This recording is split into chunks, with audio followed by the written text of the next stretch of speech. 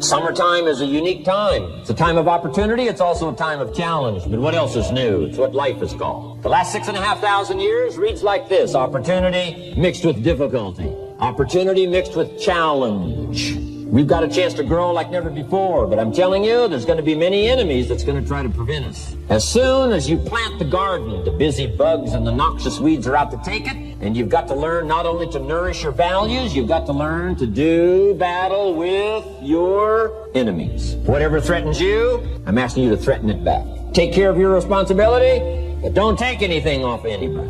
Somebody wants to destroy your chances for a good future by their negative talk, negative thinking, putting it all down. I'm telling you, walk away if you have to. Walk away. Whatever threatens you, threaten it back. Whatever threatens your opportunity, threaten it back. Now, some of our enemies are on the outside, but here's the most important thing to understand. Some of our enemies are on the inside. Let me give you a quick list. Indifference. You got to do battle with your own indifference. Boy, it's easy to coast. Especially if you've accomplished something, extraordinary. Now, somebody says, well, I gotta relax. Here's the key: not too long. The weeds will take all you plant if you rest too long. Don't rest too long. Indecision, you gotta make those decisions. The ones that don't turn out to be good gives you experience to make better decisions. Don't let much time go by without making some decisions. The ones that you can make quickly, make them quickly. The ones that take time, take your time. But get those decisions made. Don't let indecision be an enemy, rob you of the future, empty your bank account, leave you with zero in the purse. Don't let that happen. The next one is doubt. Sure, there's doubts on the outside. People doubt that America's going to make it. People doubt that Europe's going to make it. People doubt that Russia's going to make it, that Poland's going to make it, that Czechoslovakia is going to make it. They doubt the whole world is going to make it. But I'm asking you not to pick up all those doubts. I'm asking you to have some faith, have some courage, believe, drive your doubts into a small corner. Don't let them loose like a mad dog, drive you into a small corner.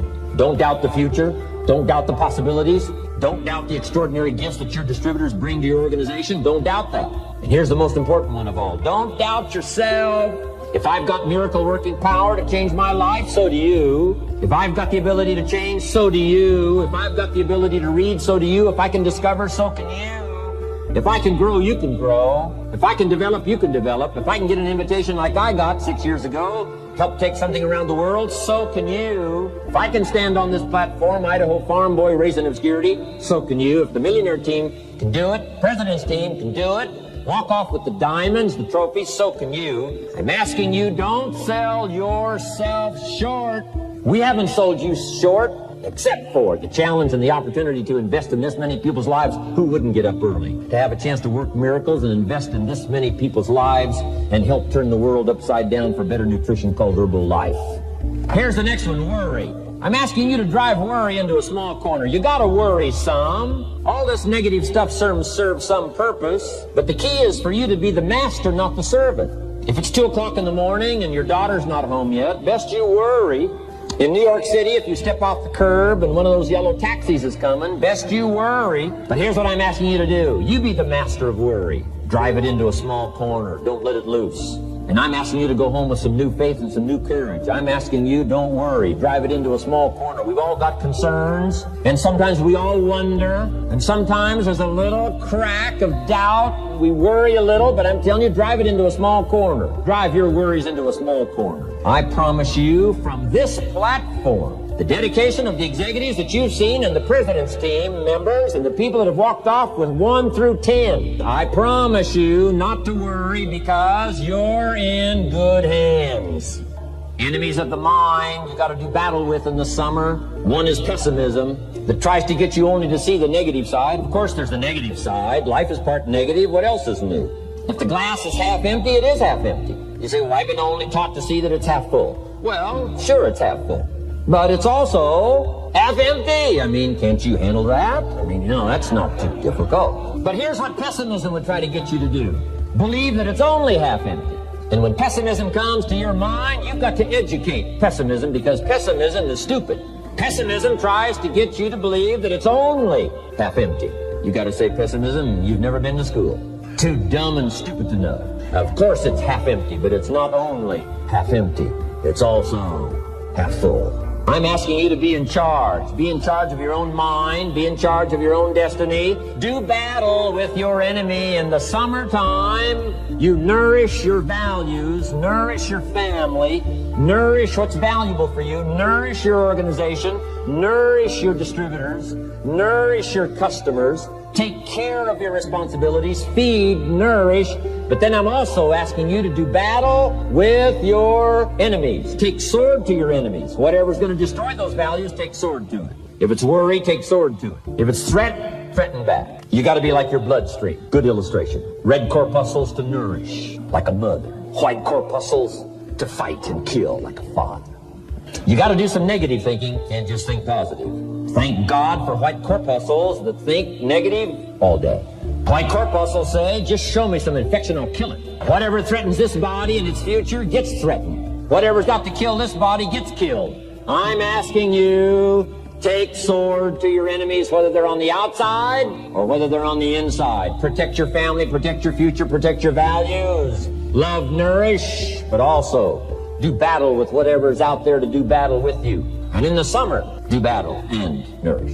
Now here's the last one, in the harvest time, number 4. Take your harvest and all that comes your way with full responsibility. Don't complain. That 4th season, complaining, I'm telling you, could ruin all of your chances. Complaining sometimes starts as an infection. If you don't take care of it, it becomes a disease.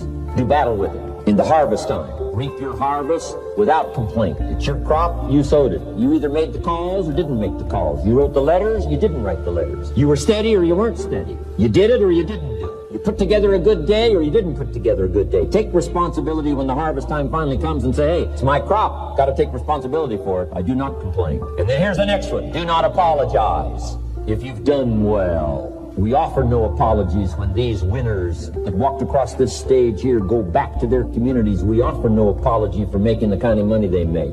Because of the lives they touched and the people that they helped. No telling what would have happened if these people had not touched many people's lives. Who touched many people's lives? When you go back to the community, all of you that were winners here, I ask you to go back with no apology. Because you've done your job well and you've given good hands to everybody you've touched. You deserve all the money. Next, under getting better, I just want to make this list of 4 words. 4 words. First, we talked about getting serious. Second, get smart. Third, get going. Fourth is get better. And here's 4 good words to take home. 1 is absorb. Develop the skill and the ability to absorb everything. Be like a sponge like you've been today. This has been a good, serious group. I appreciate that. You've worked as hard as we have up here on this platform. You've rolled up your sleeves and you've gone to work and you've taken notes, and I appreciate that. Absorb everything you can. Absorb the sights and the sounds and the color. Guess what you're going to want to do? Go back home and invest this experience into other people's lives. And you can't invest it if you haven't got it. So I'm asking you to appreciate the color. I'm asking you to appreciate the auditorium. I'm asking you to appreciate what's going on here. I'm asking you to appreciate each other. Soak this all up. Soak it all up. It's called absorb, absorb, absorb. Then when you get back home, you can give out, give out, give out. And you'll have an extraordinary effect on the people that you reach out and touch. Here's the next one. Develop the ability to respond. Now I'm asking you, however, not only to be touched with the summit numbers, the 400 million, but I'm asking you to be touched with the smallest of people's challenges. Don't just be touched with the challenge. I'm asking you to be touched with the problem. Let people's problems get to you. Let people's problems touch your heart this year like never before. Be touched. Let life touch you. Don't let it kill you, but let it touch you. The problems that are out there, people struggling with their economy, struggling with their health, struggling with their future, I'm asking you to let that get around your heart. Let it do something to you. Don't go untouched. Don't go unmoved. When you walk out of here, open yourself up. Don't build up the walls. The same wall that keeps out disappointment keeps out happiness and opportunity. Take the walls down. Let yourself be touched by what's going on out there. Let sad things make you sad, as well as happy things make you happy. Let your heart get touched. Here's number 3. Develop the ability to reflect. Long after this session is over, I'm asking you to go back over it one more time. I'm asking you at the end of the day, go back over your day. I'm asking you at the end of the week, go back over your week. Make that week more valuable. At the end of the month, go back over your month. At the end of a conversation, go back over the conversation. How did it go and what did you do? Learn by reflecting. I call it run the tapes again of your own experiences. And you say, why do that? Here's why. to develop extraordinary ability to gather up the past and invest it in the future. What a next year you could have if you pay more attention this year, soak it up, gather it up, and reflect at certain times what's going on and what's happening. And this year will take a more powerful place in your experience. Of course, some things matter more than others, but there isn't anything that doesn't matter. Positive side, every new discipline affects all your other disciplines. If you'll get some new things going, make some calls you've never made before, step up your activity level, step up your labor level, go for the disciplines, the smallest of disciplines, the least of disciplines. If you'll be disciplined when the amounts are small, we'll make you a ruler, give you a position of authority when the amounts are many. Take care of your disciplines when the amounts are small. And then life will see to it that you get some extraordinary numbers to work with, like you saw the stories displayed here. Do not disregard the smallest of disciplines. Let us not neglect. Do not neglect the smallest of disciplines. And build on that foundation, and you can have everything you could possibly want. Get better. There isn't any of us that can't get better. So turn on this whole idea of personal development and personal growth. You say, well, what can I do about the upcoming winters of my life? The challenges that I know I'm going to face. Here's what you can do. You can get wiser and stronger and better. Just make a list of that trio of words. Wiser, stronger, and better. Go home smarter than you came. Go home with more ideas than you came with. Get stronger. You can develop the muscle. You can develop the courage muscle. You can develop the inspiration muscle. You can develop the dedication muscle. You can get stronger. There isn't anybody here that can't get stronger. Next time we see you, may not even recognize you. How strong you're going to be able to become in language, style, personality, the ability to cope, the ability to handle with anything that happens, no matter what happens. And the third one is get better. We can all get better. I've gotten better. First talk I gave, I stood up, my mind sat back down. But here's the secret to my success. I stood up and did it again. I stood up and I did it again.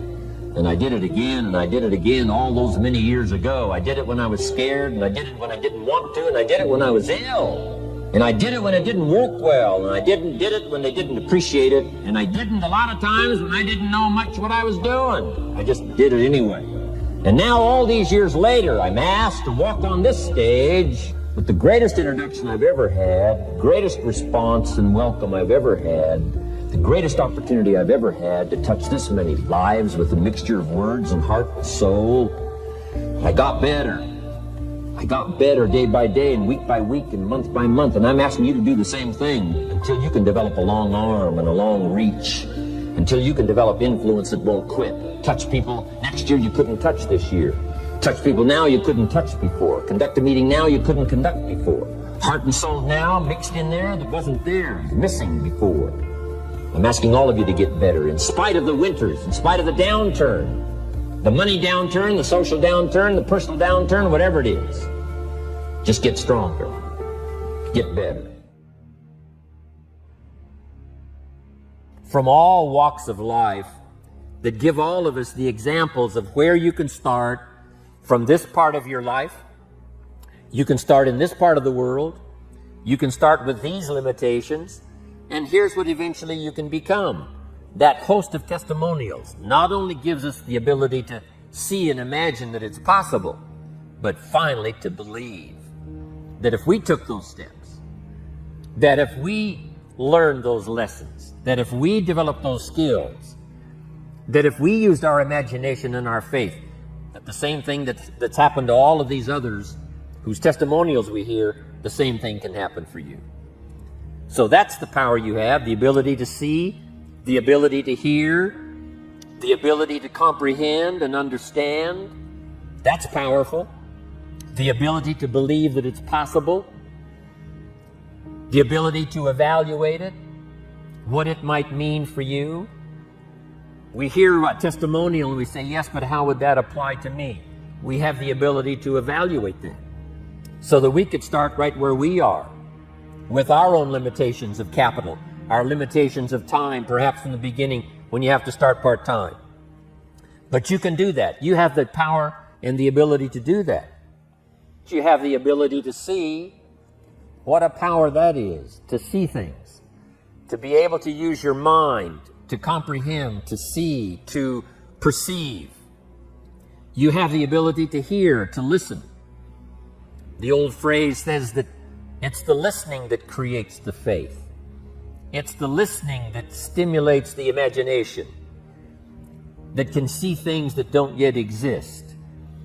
It's the ability to hear testimonials and formulate in your own mind the possibilities of starting from nothing and developing something, starting, deep in the hole and working your way out and finally becoming successful.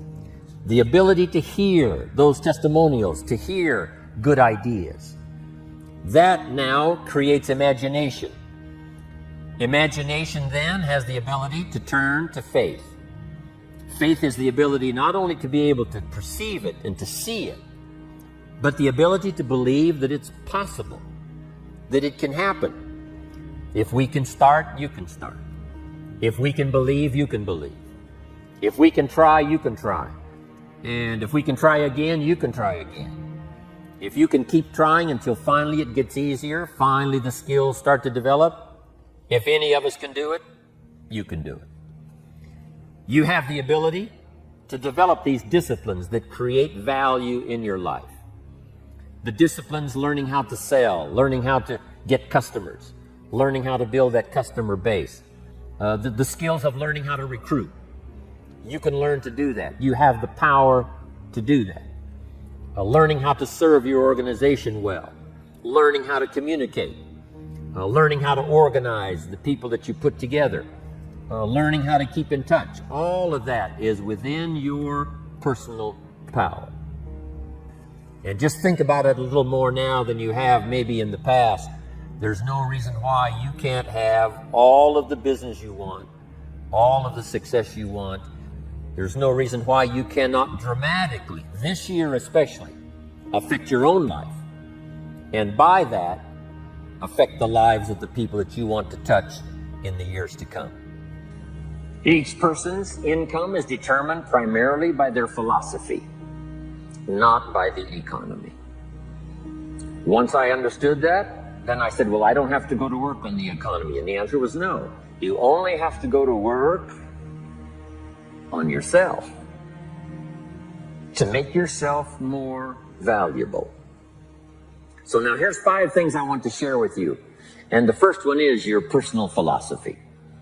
What could get you more prepared and ready for cashing in on the opportunity of the 21st century? And here's the first one, personal philosophy. Your personal philosophy is like a guidance system that helps you make decisions what to do, what not to do. From the information you get and what you learn and what you know, we decide. Maybe your philosophy would have been 5 years ago never to attend seminars like this. You just didn't go. Now 5 years later, here you are. Something happened along the way to change your mindset, saying, hey, for the money and the time, if I just get one good idea and walk away, it certainly is worth the money and the time. So now that little amendment in your philosophy, you now say, I'm going to regularly go, because it doesn't take but a few ideas to make a great difference in your income, personal life, social life, and all the rest. So now you know that's valuable. A change of mind, a change of idea. So that's what personal philosophy is all about. The more we learn, the more we know, the better we're able to make better decisions about 2 major things. Your philosophical guidance system does 2 things. For your notes, number 1, helps you to see the dangers on one side, so you can avoid those. But here's what else your guidance system does. Personal philosophy helps you to see the opportunities on the other side, so that you can expand those, maximize those. And here's what that's called. The game of life is to minimize the dangers and maximize the opportunities. And the more we know and the more we learn, the more experience we gather in sessions like this, from the sermon on Sunday morning to the books we read and all the rest, helps us to keep continually adjusting our philosophical guidance system so that we minimize more dangers, maximize more opportunities. That's really the game of life. I couldn't put it much more simply. So number one, we're affected by what we know. Now, how do we know more things and learn more things that'll help us readjust our thinking so we can avoid the dangers, maximize the opportunities? Here's number one, learn from personal experience. One way to learn to do something right is what? First, do it wrong, right? Mess up, and then you say, wow, that was costly. I'm never going to do that again. So one way to learn to do it right, first do it wrong. Sometimes a negative experience turns out finally to be positive. They say if you survive your first heart attack, you may now live to be a very old person. Why is that? Well, that first heart attack, if you survived it, is called a wake-up call. And maybe the doctor said, one more of these, and you're history. And you said, wow. And you make it for the health food store. And you start reading every book you can find on good nutrition, how to avoid another one of these heart attacks. And you start jogging and start walking and doing all of the stuff. And this total change of lifestyle could now save your life and cause you to live to be a very old person. Here's what my mentor said, that's some of the best advice I ever got. He said, Mr. Rohn, if you will change, everything will change for you. If you'll start making personal changes, your income will change, your health will change, your future will change, everything will change, if you're willing to start making the changes. So sometimes a negative experience now causes us to really make a sudden shift in our philosophical guidance system that says, hey, I'm never going to let this happen to me again. Fantastic. Now here's the next way to learn, and that is to learn from other people's experiences, whether they are negative or positive. It's too bad failures don't give seminars like this.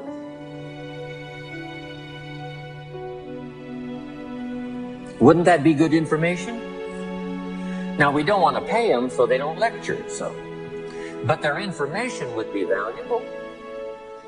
If you know a guy that's messed up his life for 40 years, you have to say, John, would you spend a day with me?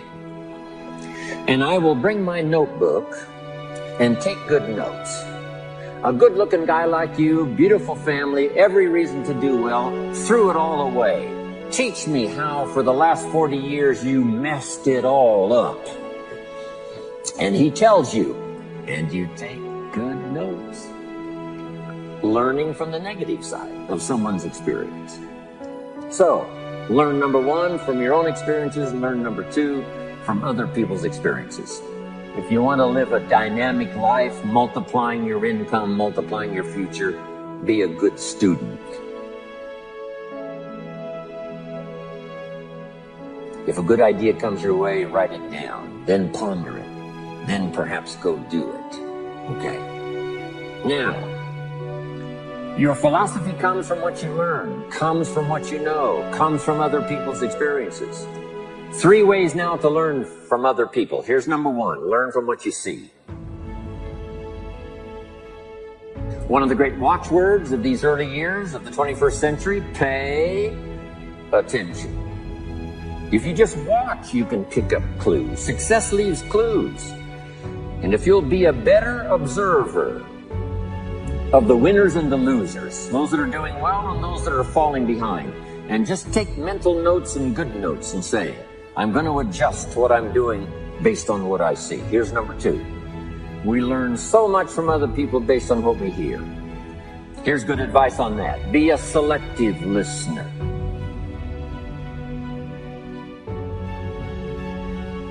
Listen to voices of value that have experience, ideas, reputation, something valuable to share. Now here's number 3. Read all the books. Now there's millions of books, so you can't read all the books. But make this note. Read all the books you need to read to make you as wealthy as you want to be, as healthy as you want to be, as prosperous, as productive, as unique a human being as you want to be. Read all of those books. Don't leave those books go unread.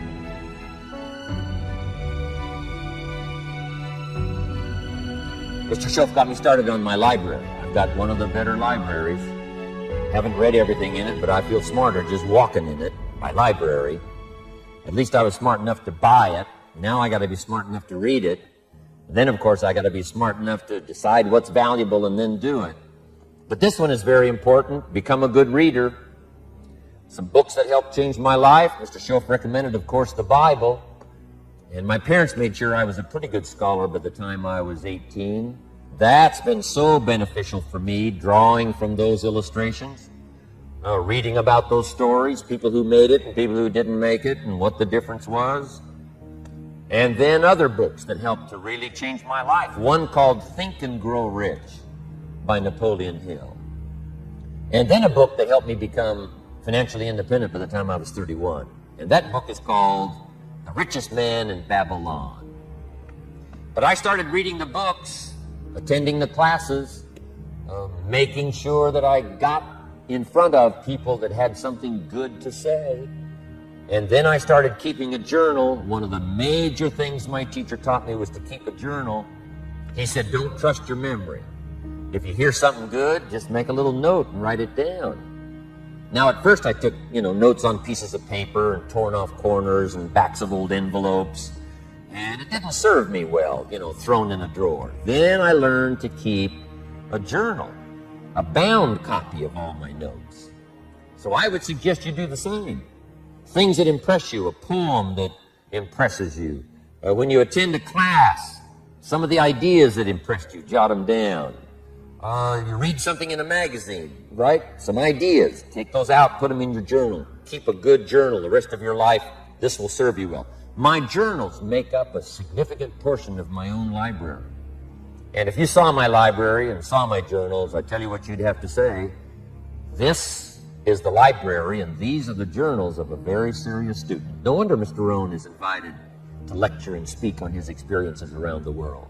So I want the same thing to happen to you. Value captured that you can resort to later. Go back over it and review it and let it become valuable to you. Work harder on yourself than you do on your job. Develop the skills. Learn the lessons. Take the classes.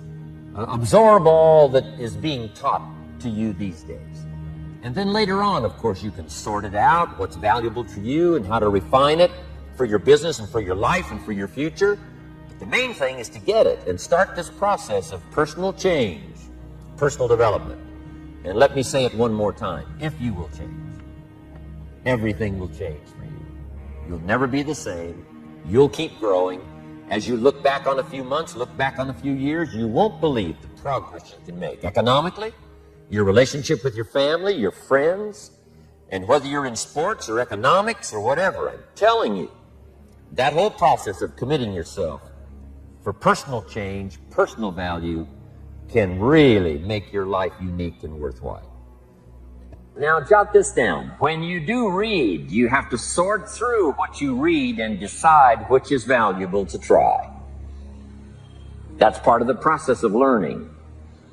Gathering information and sorting through it. One, the information that would apply to you, and what you think would be valuable based on your current philosophical opinion. So read all the books. Our lives are greatly affected by what we learn and what we know. Then here's another one. You have the ability and the power to decide. Decision-making can be the beginning of a new growth period for you, not only personally, but a growth period for your business, your skill levels, your ability to reach out and touch other people, the ability to decide. What a long list of personal power you have, that I have, that all of us have. We just need to be reminded. Now here's another one, and that's the ability to act.